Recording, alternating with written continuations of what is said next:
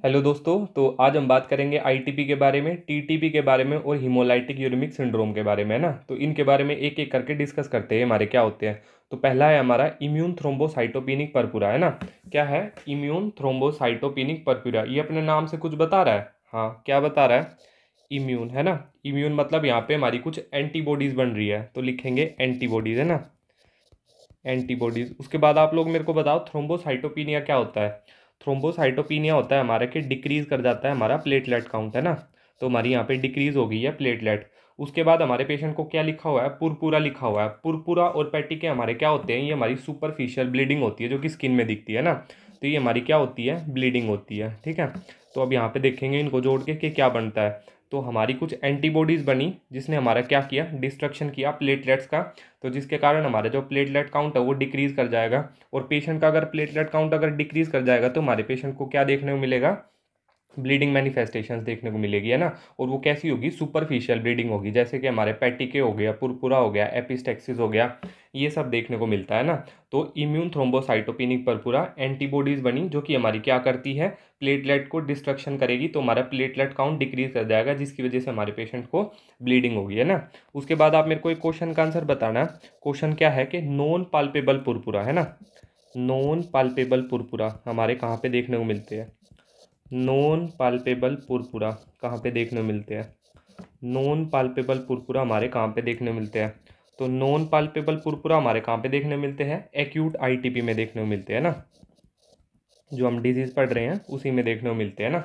तो non palpable Purpura हमारे कहाँ पे देखने को मिलते हैं? एक्यूट आईटीपी में देखने को मिलते हैं ना।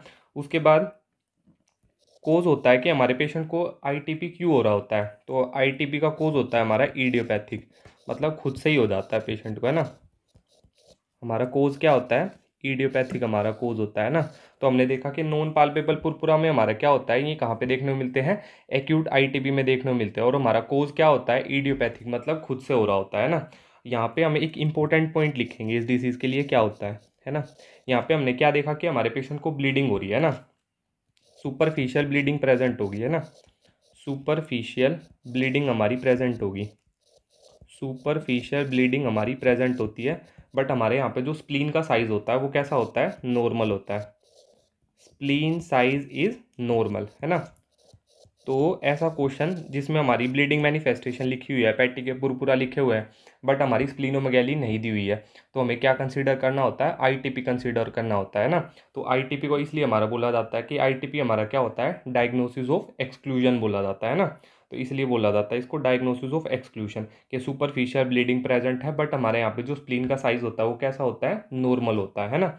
उसके बाद हम यहाँ पे देखेंगे कि जो हमारा आईटीपी होता है ये हमारा कितने टाइप का होता है ना। तो आईटीपी हमारे कितने टाइप का होता है? दो होता है। एक तो हमारा हो गया एक्यूट आईटीपी, है ना। और उसके बाद हो गया हमारा क्रोनिक आईटीपी, है ना। Chronic ITP. तो एक्यूट का मतलब क्या होता है? शॉर्ट ड्यूरेशन में जो हो रहा है ना। तो हमारे यहाँ पे शॉर्ट ड्यूरेशन वाली हिस्ट्री दी होती है। शॉर्ट ड्यूरेशन, है ना। शॉर्ट ड्यूरेशन की हमारी हिस्ट्री दी होती है। जबकि जो हमारा क्रोनिक वाला पेशेंट होता है, क्रोनिक मतलब लंबे समय से चल रहा है ना, तो क्रोनिक में हमारी कैसी हिस्ट्री दी होगी? लॉन्ग हिस्ट्री दी होगी, है ना। Long duration history. तो लॉन्ग ड्यूरेशन लिख देता हूँ, है ना। लॉन्ग ड्यूरेशन हिस्ट्री हमारी दी हुई होती है। उसके बाद जो हमारा एक्यूट होता है, एक्यूट हमारा किस में कॉमन होता है? एक्यूट हमारा चाइल्ड में कॉमन होता है। और उसके बाद जो हमारा क्रोनिक होता है, क्रोनिक हमारा किस में कॉमन होता है? क्रोनिक हमारा होता है अडल्ट में कॉमन, ठीक है। तो हमने दो पॉइंट पढ़े कि आईटीपी हमारा कितने टाइप का होता है? एक्यूट हो सकता है और क्रोनिक हो सकता है। एक्यूट में हमारा शॉर्ट ड्यूरेशन की हिस्ट्री लिखी होती है और हमारी चाइल्ड की प्रेजेंटेशन होती है। जबकि जो हमारा क्रोनिक होता है, क्रोनिक में हमारा क्या होता है? लॉन्ग ड्यूरेशन की हिस्ट्री होती है और हमारा अडल्ट प्रेजेंटेशन होती है ना। उसके बाद जो हमारा एक्यूट होता है, एक्यूट क्यों हो रहा होता है? पेशेंट को एकदम से हमारा आईटीपी डेवलप कर गया, तो हमारी कोई वायरल हिस्ट्री हो सकती है ना। वायरल इन्फेक्शन की हमारी कोई हिस्ट्री हो सकती है। जबकि जो हमारा क्रोनिक है मतलब लॉन्ग टाइम से प्रेजेंट है, तो लॉन्ग टाइम में हमारी हिस्ट्री लिखी हो सकती है, जैसे कि हमारा हो गया सीएलएल की हिस्ट्री लिखी हो सकती है, हमारे पेशेंट में एचआईवी की हिस्ट्री लिखी हो सकती है और एसएलई की हिस्ट्री लिखी हो सकती है ना। तो ये हमारे कोजेज लिखे हो सकते हैं हमारे किस में? क्रोनिक वाले में, ठीक है। तो हम याद रखेंगे कि क्रोनिक में हमारा हो गया सीएलएल, एचआईवी हो गया, एसएलई हो गया, और एक्यूट के लिए हम याद रखेंगे वायरल इन्फेक्शंस, ठीक है। उसके बाद हमने यहाँ पे देखा कि क्लिनिकल फीचर्स हमारे पेशेंट की क्या है? ब्लीडिंग हमारा क्या हुआ है कि पेटिगे और पुरपुरा देखने को मिले हैं। क्यों? क्योंकि प्लेटलेट काउंट डिक्रीज कर गया है। तो क्या देखने को मिलते हैं, प्लेटलेट काउंट हमारा क्या कर गया है, डिक्रीज कर गया है। प्लेटलेट काउंट डिक्रीज करेगा तो हमारे सारे फीचर्स क्या क्या देखने को मिलेंगे, एक तो हमारा नोज ब्लीडिंग देखने को मिलेगी, है ना। नोज ब्लीडिंग को हमारा क्या बोला जाता है, एपिस्टेक्सिस बोला जाता है ना, एपिस्टेक्सिस। उसके बाद हमारे पेशेंट को क्या देखने को मिल सकते हैं, पैटिके और पुरपुरा, है ना, पैटिके और पुरपुरा देखने को मिल सकते हैं। ये हमारे क्या होते हैं, विजिबल ब्लीडिंग होती है स्किन में। पैटिके हमारे छोटे साइज के होते हैं, पुरपुरा उससे बड़े होते हैं, और उससे ज़्यादा बड़ा हो जाता है तो उसको बोलते हैं एकाइमोसिस, है ना। तो पैटिके, पुरपुरा और नोज ब्लीडिंग, है ना, ये सब हमारा देखने को मिलेगा। और हमारे फीमेल में क्या क्या दे हो सकता है कि मतलब एक्सेसिव ब्लीडिंग दी हो सकती है ना, कि उसको मतलब पीरियड्स के बाद एक्सेसिव ब्लीडिंग हो सकती है, तो उसको हमारा बोला जाता है मेनोरेजिया, है ना। क्या बोला जाएगा, मेनोरेजिया। तो हमारी मेनोरेजिया की प्रेजेंटेशन दी हो सकती है। तो ये सब होंगे हमारे इसके क्लिनिकल फीचर्स में, है ना। उसके बाद जब हम इस पेशेंट का डायग्नोसिस करते हैं, डायग्नोसिस, है ना, तो डायग्नोसिस में हम देखेंगे इस पेशेंट के हमारे क्या क्या पता लगेगा। तो पहले देखेंगे क्लिनिकल फीचर्स में, हमने सबसे ऊपर भी एक पॉइंट लिखा था जो कि हमारा इंपॉर्टेंट होता है ना, कि स्प्लीन का साइज नॉर्मल होता है। दोबारा लिख दिया मैंने ना, स्प्लीन का साइज हमारा कैसा होता है, नॉर्मल होता है। तो स्प्लीन का साइज हमारे यहाँ पे नॉर्मल होता है। डायग्नोसिस में हम यहाँ पे देखेंगे कि डायग्नोसिस में जब हम इस पेशेंट का प्लेटलेट काउंट चेक करेंगे, ठीक है, ब्लीडिंग टाइम चेक करते हैं, और हम पीटी चेक करते हैं और एपीटीटी चेक करते हैं ना, कोएगुलोग्राम देखेंगे। तो प्लेटलेट काउंट हमारे पेशेंट का कैसा है, डिक्रीज कर जाएगा, है ना। प्लेटलेट काउंट कैसा हमारे पेशेंट में डिक्रीज कर गया है, और प्लेटलेट अगर हमारी डिक्रीज है तो ब्लीडिंग टाइम हमारे पेशेंट में इंक्रीज कर जाता है ना। तो ब्लीडिंग टाइम हमारे पेशेंट में इंक्रीज कर जाता है। उसके बाद हो गया हमारे पेशेंट में पीटी और एपीटीटी। पीटी और एपीटीटी हमारे इस पेशेंट में कैसा होता है, नॉर्मल होता है। तो सबसे पहले कोएगुलोग्राम इस पेशेंट का याद करेंगे कि प्लेटलेट काउंट हमारे पेशेंट का डिक्रीज हो गया है, ब्लीडिंग टाइम इसके कारण हमारा इंक्रीज हो जाएगा, ठीक है। और उसके कारण हमारे पेशेंट में पीटी और एपीटीटी जो होता है उन पर कोई फर्क नहीं पड़ता, ये हमारे दोनों नॉर्मल होते हैं ना। उसके बाद जब हम इस पेशेंट का पेरिफेरल स्मीयर चेक करते हैं, तो पेरिफेरल स्मीयर में हमारी क्या देखने को मिलती है, जो प्लेटलेट्स बच गई हैं ना, वो कैसी साइज़ की होंगी, लार्ज साइज़ की होगी। तो लार्ज प्लेटलेट्स, है ना, तो क्वेश्चन में लिखा होता है लार्ज प्लेटलेट्स, है ना। क्या लिखा होता है, लार्ज प्लेटलेट्स लिखा होता है ना। उसके बाद हमारा हो गया यहाँ पे, जब हम बोन मैरो एग्जामिनेशन करेंगे इस पेशेंट का, बोन मैरो एग्जामिनेशन, तो बोन मैरो एग्जामिनेशन पे हमारे यहाँ पे क्या देखने को मिलता है, मेगा कैरियोसाइटिक थ्रोम्बोसाइटोपिनिया, है ना, मेगा कैरियोसाइटिक थ्रोम्बोसाइटोपिनिया, है ना, थ्रोम्बोसाइटोपिनिया। तो हमारा लिखा होता है मेगा कैरियोसाइटिक थ्रोम्बोसाइटोपिनिया। ये हमारी बोन मैरो एग्जामिनेशन फाइंडिंग होती है ना। जब हम इस पेशेंट का कूम्स टेस्ट कराते हैं, तो आप मेरे को बताओ कि कूम्स टेस्ट इस पेशेंट का कैसा आएगा, पॉजिटिव होगा कि नेगेटिव होगा। जब हम इस पेशेंट का कूम्स टेस्ट कराते हैं तो वो हमारा पॉजिटिव होता है ना। तो कूम टेस्ट हमारा पॉजिटिव होता है आईटीपी के पेशेंट में, ठीक है। तो ये याद रखेंगे। तो हमने 4 टेस्ट कराए, कोएगुलोग्राम कराया, उसके बाद हमने यहाँ पे पेरिफेरल स्मीयर देखा तो लार्ज प्लेटलेट देखने को मिलेगी। बोन मैरो में हमें क्या देखने को मिला, मेगा कैरियोसाइटिक थ्रोम्बोसाइटोपिनिया, है ना। और कूम टेस्ट में हमारा क्या देखने को मिला, कूम टेस्ट हमारा पॉजिटिव देखने को मिला। उसके बाद हमारा ट्रीटमेंट क्या होता है, इस पेशेंट को हम मैनेज कैसे करते हैं। तो इस पेशेंट को हम कैसे मैनेज करेंगे, इस पेशेंट को हम दे सकते हैं स्टीरॉइड्स दे सकते हैं ना। तो इस पेशेंट को हम दे सकते हैं स्टीरॉइड्स दे सकते हैं ना। उसके बाद अगर हमारे पेशेंट में यहाँ पे क्या है, इंट्रावेनस स्टीरॉइड्स हमने दे दिए, ठीक है। उसके बाद अगर हमारा पेशेंट RH पॉजिटिव पेशेंट है, RH नेगेटिव पेशेंट है, तो अलग अलग मोडेलिटीज़ का यूज़ करते हैं। अगर हमारा पेशेंट RH पॉजिटिव है तो बताओ क्या यूज़ करेंगे, RH पॉजिटिव पेशेंट, है ना। RH पॉजिटिव पेशेंट के लिए हम देते हैं रोगैम इंट्रावेनस इम्यूनोग्लोबुलिन्स, है ना। क्या देते हैं, रोगैम इंट्रावेनस इम्यूनोग्लोबुलिन्स। और अगर हमारा पेशेंट RH नेगेटिव है ना, अगर हमारा पेशेंट RH नेगेटिव है तो उसको हमारे क्या दिए जाते हैं, इंट्रावेनस इम्यूनोग्लोबुलिन्स दिए जाते हैं, इंट्रावेनस इम्यूनोग्लोबुलिन्स। ये तो हमारा हो गया एक्यूट का मैनेजमेंट, है ना। क्रोनिक में हमारा क्या होता है, क्रोनिक आईटीपी में, है ना, क्रोनिक आईटीपी में हमारा क्या होता है कि हमें पेशेंट में एक प्रोसीजर परफॉर्म करना पड़ता है, उसको क्या बोलते हैं, हमारा इलेक्टिव स्प्लेनेक्टमी, है ना। क्या बोलते हैं, इलेक्टिव स्प्लेनेक्टमी। इसका मतलब क्या होता है, हम यहाँ पे स्प्लीन को निकाल देते हैं, इसको क्या बोला जाता है, इलेक्टिव स्प्लेनेक्टमी। मतलब जो हमारा क्रोनिक पेशेंट होगा उसमें क्या हो जाता है, स्प्लीन का एपिटाइट बढ़ जाएगा। तो स्प्लीन का एपिटाइट बढ़ जाएगा तो हमारा क्या होगा, और ज़्यादा ब्लीडिंग की मैनिफेस्टेशन इंक्रीज हो जाएगी। तो हम यहाँ पे क्या कर देते हैं, इलेक्टिव स्प्लेनेक्टमी परफॉर्म कर देते हैं पेशेंट में, है ना। और एक्यूट के लिए हम कैसे मैनेज करेंगे, इंट्रावेनस स्टीरॉयड दे सकते हैं और इंट्रावेनस इम्यूनोग्लोबुलिन से पेशेंट को मैनेज करेंगे, है ना। उसके बाद एक चीज़ और बताओ मेरे को, ये जो हमारा ITP होता है ये हमारी कैसी हाइपर सेंसिटिविटी होती है। तो यहाँ पे लिख लेंगे एक छोटा सा पॉइंट कि जो हमारा एक्यूट ITP होता है ना, ये हमारी क्या होती है, टाइप 2 हाइपर सेंसिटिविटी होती है ना। क्या होती है, टाइप 2 हाइपर सेंसिटिविटी। ठीक है, ये हमारी क्या होती है, टाइप 2 हाइपर सेंसिटिविटी होती है ना। इसके बाद हम यहाँ पे नेक्स्ट डिसऑर्डर हमारा डिस्कस करेंगे, क्या बोला जाता है इसको, इसको बोला जाएगा हमारा TTP, है ना, थ्रोम्बोटिक थ्रोम्बोसाइटोपेनिक पुरपुरा। तो इसका भी पहले नाम देखेंगे कि नाम हमारा कुछ बता रहा है। तो नाम हमारा यहाँ पे बता रहा है थ्रोम्बोटिक, है ना। तो थ्रोम्बोटिक का मतलब यहाँ पे हमारे क्या बन गए हैं, थ्रोम्बाई बन गए, है ना, थ्रोम्बाई बन गए हैं। तो थ्रोम्बाई हमारी थ्रोम्बाई बन गया। उसके बाद थ्रोम्बोसाइटोपिनिया का मतलब क्या होता है कि हमारा प्लेटलेट काउंट डिक्रीज कर गया, है ना। और उसके कारण हमारे पेशेंट को पुरपुरा देखने मिल रहे हैं। क्या होती है, सुपरफिशियल ब्लीडिंग होती है। तो अभी इन्हें जोड़ेंगे, क्या है डिजीज़। तो हमारे पेशेंट में थ्रोम्बाई बने, ठीक है, थ्रोम्बाई बने जिसके कारण हमारे जो प्लेटलेट थे सारे थ्रोम्बस बनाने में हमारे कंज्यूम हो गए। तो प्लेटलेट अगर हमारे सारे कंज्यूम हो गए तो प्लेटलेट काउंट हमारा डिक्रीज कर जाएगा।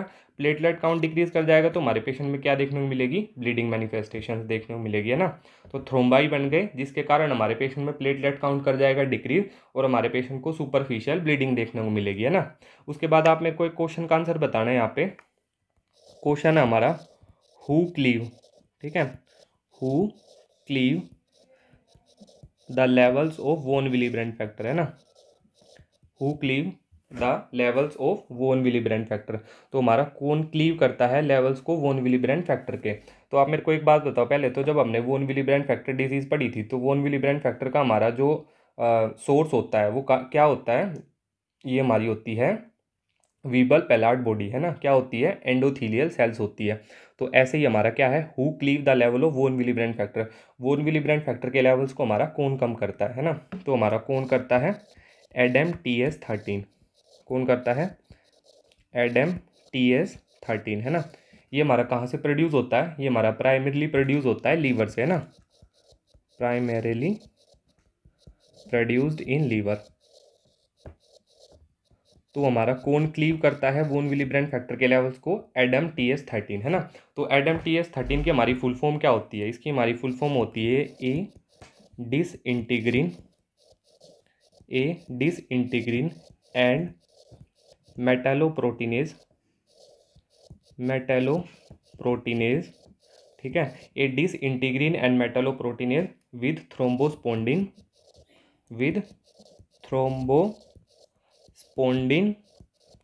मोटिव 30, है ना। ये हमारी इसकी फुल फॉर्म होती है, मोटिव 30।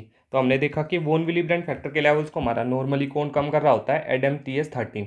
ये हमारा किससे प्रोड्यूस होता है, मतलब कहाँ पे सिंथेसाइज होता है, हमारा लीवर में बनता है ना। तो ये हमारा बहुत ज़्यादा जरूरी होता है वोन विलिब्रेंट फैक्टर के लेवल्स को कम करने के लिए। तो हमें एक चीज़ यहाँ पे पता लगी कि जो हमारा ADAM-TS13 होता है ना, ADAM-TS13 ये हमारा इन्वर्सली प्रोपोर्शनल होता है ना, इन्वर्सली प्रोपोर्शनल टू वोन विलिब्रेंट फैक्टर। तो हम इस बात का ध्यान रखेंगे ना कि ADAM-TS13 जो हमारा होता है ये हमारा इन्वर्सली प्रोपोर्शनल होता है वोन विलिब्रेंट फैक्टर के, ठीक है। उसके बाद हम यहाँ पे देखेंगे कि हमारी कोजेज़ क्या है, कि हमारे पेशेंट को क्यों TTP डेवलप हो रहा है ना।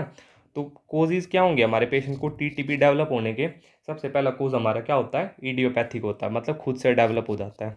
तो लिखेंगे इडियोपैथिक, है ना। और इसको हमारा क्या बोल सकते हैं, प्राइमरी कोज भी बोल सकते हैं ना, क्या बोल सकते हैं, प्राइमरी कोज भी बोल सकते हैं। उसके बाद हमारे कुछ यहाँ पे सेकेंडरी कोजेज भी होते हैं ना, सेकेंडरी कोजेज मेनली हमारे किसके लिए याद रखने हैं, कुछ ड्रग्स होती हैं जो हमारी क्या कर देती हैं, इसी टाइप की मैनिफेस्टेशंस कर देंगी और हमारे पेशेंट को TTP डेवलप हो जाता है ना। तो सेकेंडरी कोजेज में हम यहाँ पे ड्रग्स याद रखेंगे, हम यहाँ पे याद रखेंगे बेवासिजुमैब, है ना, बेवासिजुमैब। ये हमारी यूज़ की जाती है डायबिटिक रेटिनोपैथी में, डायबिटिक रेटिनोपैथी में। तो इसके कारण भी हमारा क्या देखने को मिलता है, और भी बहुत सारी ड्रग होती है, बट हम ये याद रखेंगे एक एग्जांपल के लिए कि जो हमारी बेवासिजुमैब होती है ये हमारी डायबिटिक रेटिनोपैथी में यूज़ की जाती है, और हमारी क्या करती है, टीटीपी करती है पेशेंट को ना, थ्रोम्बोटिक थ्रोम्बोसाइटोपेनिक परपुरा। उसके बाद क्या होता है, हमने देखा कि जो हमारे ADAMTS13 के लेवल्स है ये हमारे डिक्रीज कर जाए या एब्सेंट हो जाए, तो इसके कारण हमारे पेशेंट को क्या होगा कि हमारा जो प्लेटलेट काउंट है वो हमारा डिक्रीज कर जाएगा और हमारे पेशेंट को ब्लीडिंग मैनिफेस्टेशन हो जाएगी। तो हमने देखा कि इडियोपैथिक में हमारा क्या हुआ, कुछ एंटीबॉडीज बनी जो कि जिसकी वजह से हमारा क्या होगा कि हमारा जो ADAMTS13 है उसका लेवल्स कम कर जाएगा। बट एक हमारा इसका कोज होता है जिसको बोलते हैं कंजेनाइटल, मतलब हमारा क्या होता है ADAMTS13 हमारा एब्सेंट होता है, तो उसको बोला जाता है हमारा कंजेनाइटल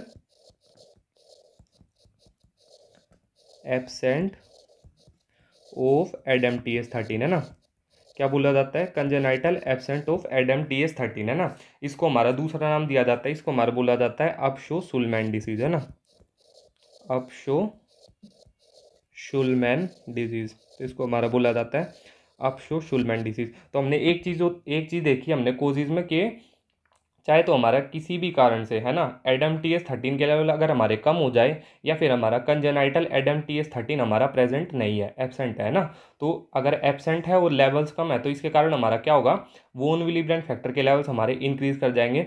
वोन विली ब्रांड फैक्टर के लेवल्स इंक्रीज कर जाएंगे तो हमारा क्या होगा कि हमारे थ्रोम्बाई बन जाएंगे, प्लेटलेट काउंट डिक्रीज कर जाएगा और हमारे पेशेंट को ब्लीडिंग मैनिफेस्टेशन होने लग जाएगी है ना। तो हमने पढ़ा के मेन कोज हमें याद रखना है इडियोपैथिक, सेकेंडरी में हमारा हो गया ड्रग्स के कारण होता है।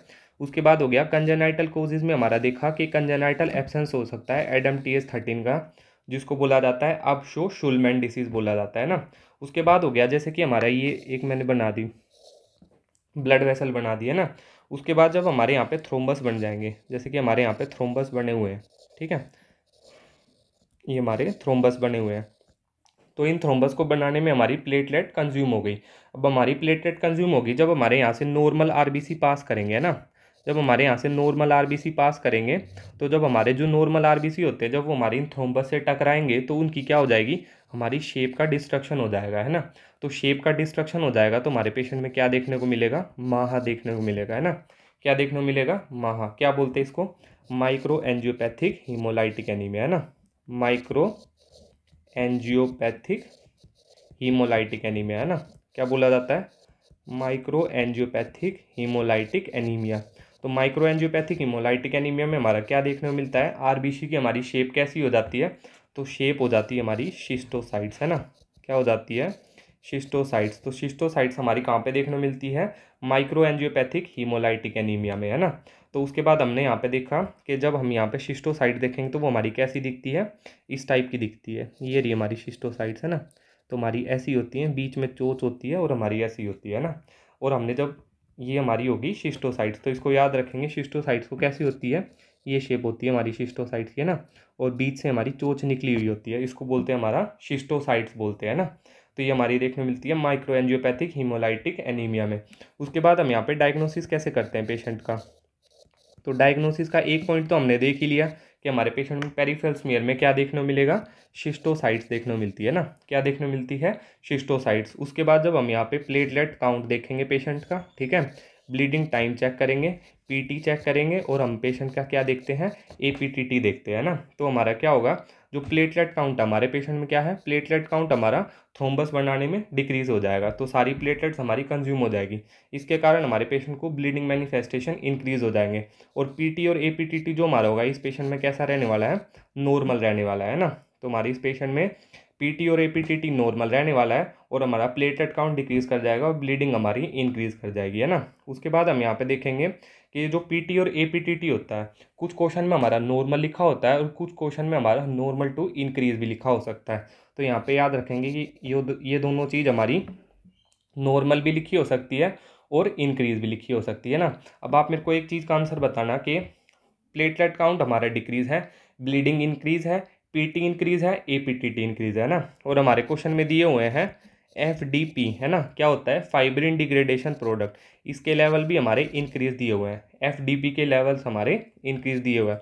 और जो हमारा डी डाइमर होता है ना, डी डाइमर के लेवल्स भी हमारे इंक्रीज दिए हुए हैं। तो ये हमारी किस केस के जैसी लग रही है, तो हमें डिफरेंशियल में क्या कंसीडर करना है, और डिफरेंशियल में अगर हम उस चीज़ को कंसीडर करेंगे तो डिफरेंशिएट कैसे करेंगे कि ये हमारा टीटीपी का पेशेंट है ना।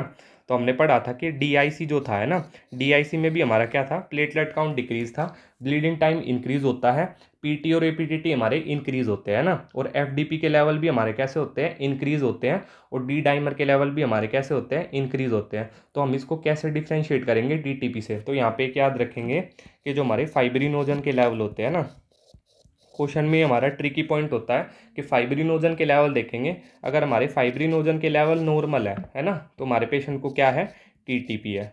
फाइब्रिनोजन के लेवल अगर हमारे नॉर्मल है तो हमें क्या कंसीडर करना होता है, टीटीपी कंसीडर करना होता है। बट अगर हमारे फाइब्रिनोजन के लेवल रिड्यूस दिए हुए हैं ना, अगर हमारे फाइब्रिनोजन के लेवल रिड्यूस दिए हुए हैं तो हमारा आंसर क्या होगा, डीआईसी हो जाता है ना। तो ये सब चीज़ है।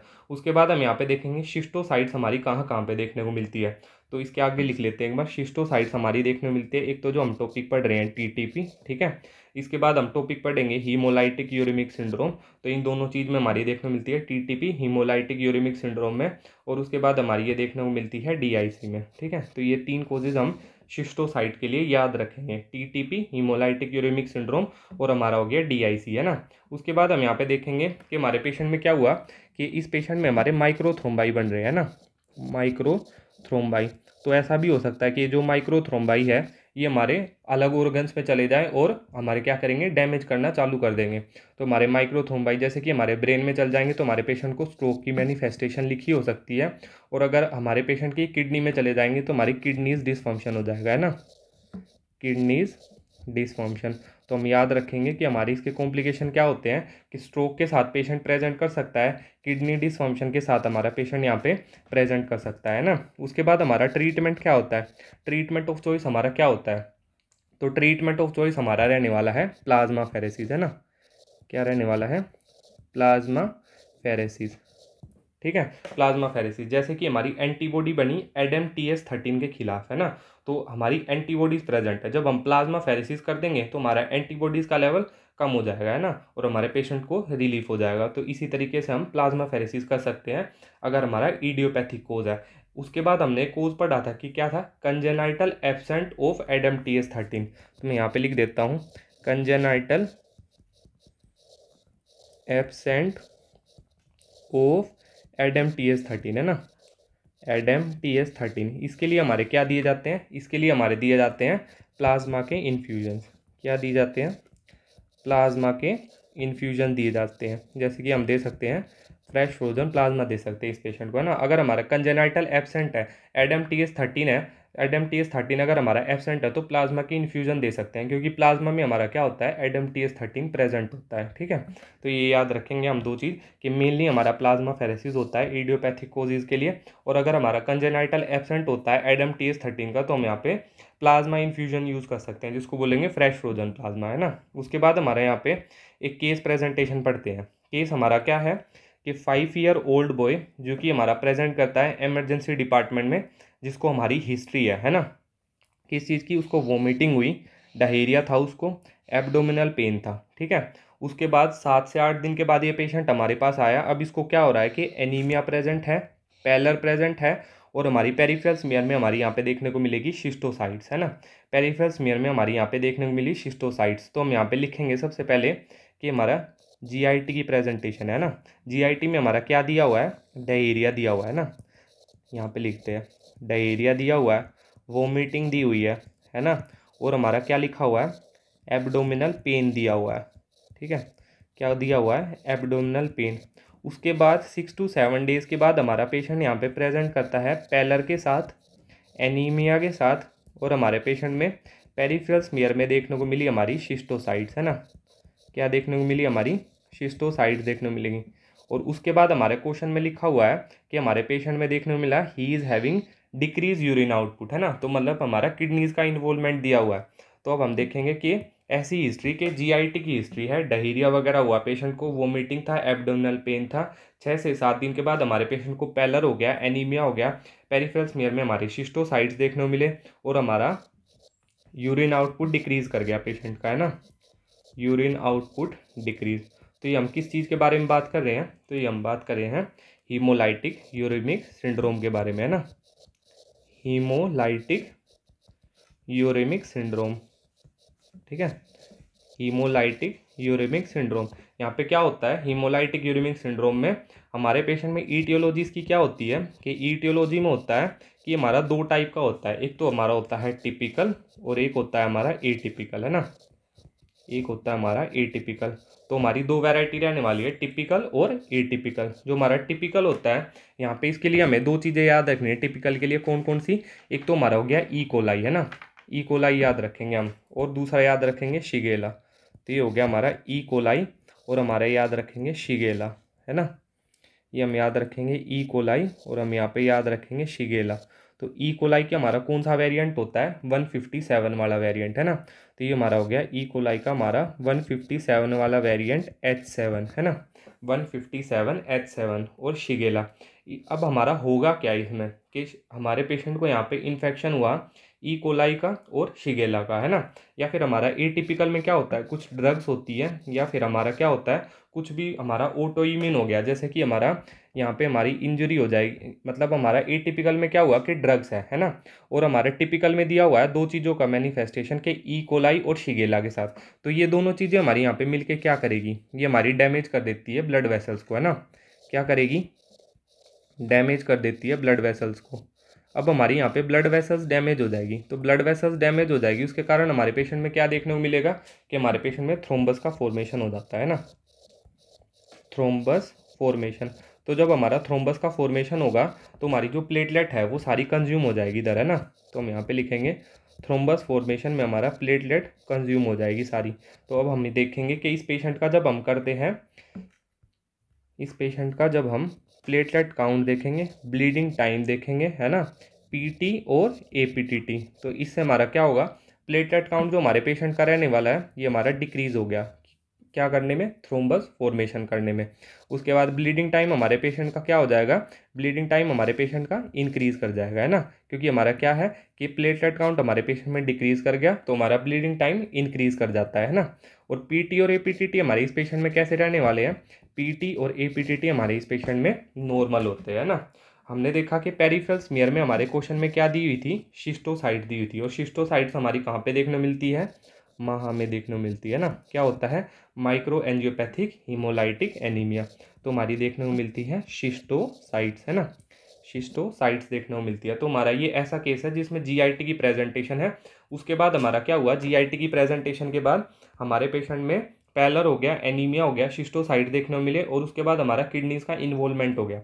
तो हमें कंसीडर करना होता है हीमोलाइटिक यूरेमिक सिंड्रोम, है ना, हीमोलाइटिक यूरेमिक सिंड्रोम। दो चीज़ों को याद रखेंगे, ई कोलाई को, शिगेला को और हमारी ड्रग्स को। इनके कारण हमारा क्या होता है कि हमारी कुछ टॉक्सिन्स प्रोड्यूस करती है, तो हमारे कुछ टॉक्सिन्स प्रोड्यूस होंगे जिसके कारण हमारी डैमेज हो जाएगी ब्लड वेसल्स, और ब्लड वेसल्स जैसे ही डैमेज होगी तो हमारा थ्रोम्बस का फॉर्मेशन हो जाता है, प्लेटलेट यहाँ पे सारी कंज्यूम हो जाएगी, इसके कारण हमारा प्लेटलेट काउंट डिक्रीज कर जाता है और हमारे पेशेंट में ब्लीडिंग टाइम इंक्रीज कर जाता है ना। पेरिफेरल स्मीयर में हमारी देखने को मिलती है माहा, इसको बोलेंगे माइक्रो एंजियोपैथिक हीमोलाइटिक एनीमिया, और शिस्टोसाइट्स, है ना, शिस्टोसाइट्स हमारे यहाँ पे देखने मिलेगी। और हमारे यहाँ पे ट्रीटमेंट मोडेलिटी क्या होती है, हमारे यहाँ पे पेशेंट का यूरिन आउटपुट कम हो गया, है ना, यूरिन आउटपुट कम हो गया, किडनीज का इन्वॉल्वमेंट दिया हुआ है, तो हीमोलाइटिक यूरेमिक सिंड्रोम में हमारा मेनली पेशेंट को मैनेज करते हैं किसके साथ, हीमोडायलिसिस के साथ, है ना, हीमोडायलिसिस के साथ, क्योंकि हमारे यहाँ पे एक्यूट किडनी इंजरी की प्रेजेंटेशन होती है, तो हम यहाँ पे पेशेंट को मैनेज करते हैं हीमोडायलिसिस के साथ। जबकि हमने टीटीपी में देखा था कि टीटीपी के पेशेंट को हम मैनेज करते हैं प्लाज्मा फेरेसिस के साथ, बट यहाँ पे हम पेशेंट को मैनेज करेंगे हीमोडायलिसिस के साथ, और यहाँ पे हमारा प्लाज्मा फेरेसिस का इतना ज़्यादा रोल नहीं होता है, तो नॉट यूजफुल। तो प्लाज्मा फेरेसिस हमारे यहाँ पे कैसा रहने वाला है, नॉट यूजफुल, लिख देते हैं प्लाज्मा फेरेसिस नॉट यूजफुल, है ना, प्लाज्मा फेरेसिस हमारे यहाँ पे यूजफुल नहीं होता है। तो हमने देखा ये 3 डिसऑर्डर देखे हमने, ये हमारे छोटे छोटे हैं, इनके बारे में हम ये चीज़ें याद रखेंगे तो हमारे जो प्लेटलेट डिसऑर्डर होते हैं वो हमारे गलत नहीं होंगे एग्जाम में, ठीक है। थैंक यू, आई होप आपको पसंद आएगी, थैंक यू।